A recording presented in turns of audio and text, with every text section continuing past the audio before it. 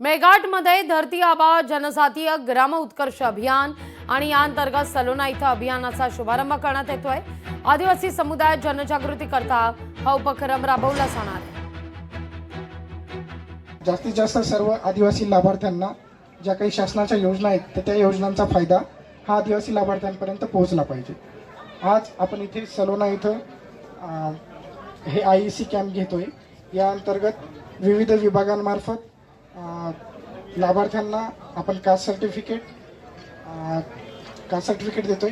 त्याचबरोबर sickle sale तपासणी होते, आरोग्य तपासणी होते।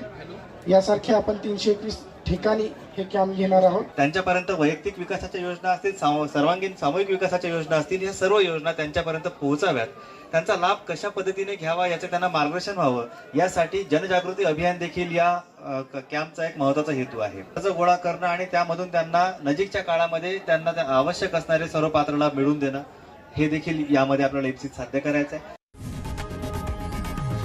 लोकशाही मराठी ऐका, पहा, जागरूक रहा।